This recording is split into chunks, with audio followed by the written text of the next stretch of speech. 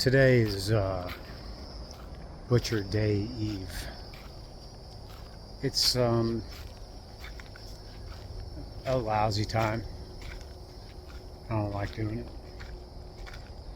And this is going to be the last one. This will be the last pig that I butchered. I don't want to do this anymore. I've done a lot of them. I've butchered them. I've butchered a lot of pigs over the years. We used to breed them. We used to raise them. And I just don't want to do it anymore. I just wanted to touch on some things while I'm out here with Johnny. This is Johnny. Hey, Johnny boy. Hey, Johnny boy. Come here, baby. Johnny's like a giant dog. Like a 500-pound dog. He's so sweet. Hey, baby. Hi, sweet boy. Hi, sweet boy. He's such a nice animal. He'll lay down. Like, I rub his belly and he'll lay down. He's a cool guy. He loves mangoes. Don't you love mangoes? Oh, John. Oh, John. See, they're really cool. Pigs are awesome. They're super intelligent. They're super sweet. And this part just sucks. But it's got to be done. You know, like a pig yawn was the cutest thing in the world. Pigs don't ever stop growing. So, I mean, they're meat animals. It's what they're for. It's what we got him for. He doesn't know that. He just likes his life here. But so many people I hear say, oh, I could never, don't give him a name. I would never give him a name. I think that sucks. Because, like, the whole point of doing this is because I've seen what the commercial system is like, and I've seen how they're raised. Johnny gets to chill. You know, he's got a mud pit out here. He just gets to hang out. You want to lay down, buddy? Watch this. This is the coolest thing. Lay down. I'm going to give you belly rubs. Oh, come on, lay down. Kaboom! He just throws himself on the ground. Johnny's the coolest. And he loves his butt rubbed. He wants me to rub his butt. He'll lift his leg up and everything. He's such a good boy. But people say I don't want to give him a name.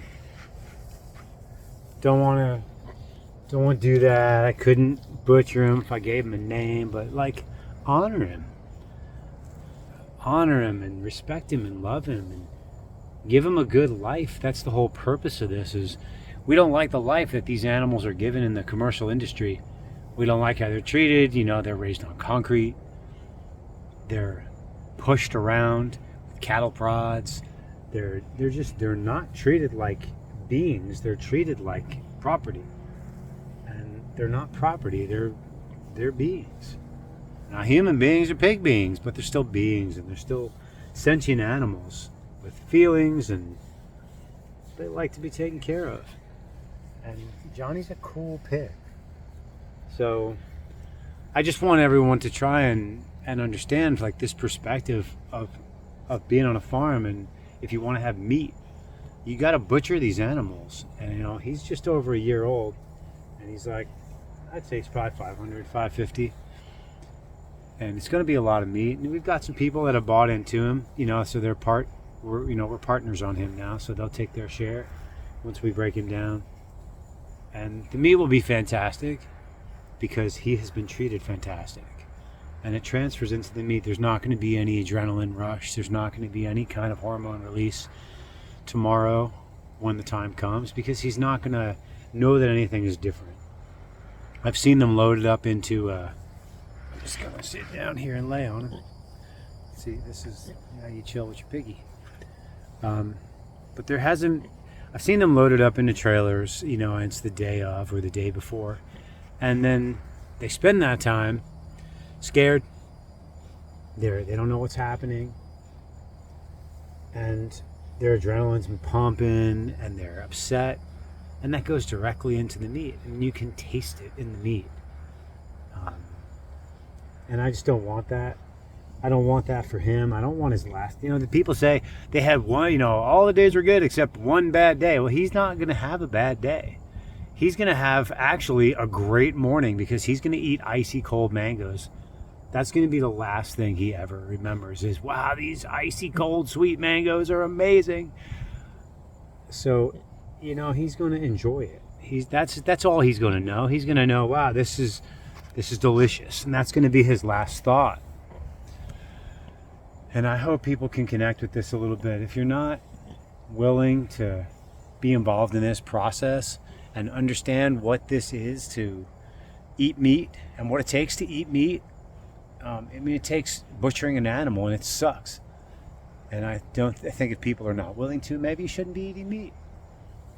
Connect with the animal, connect with meat, and know where it comes from.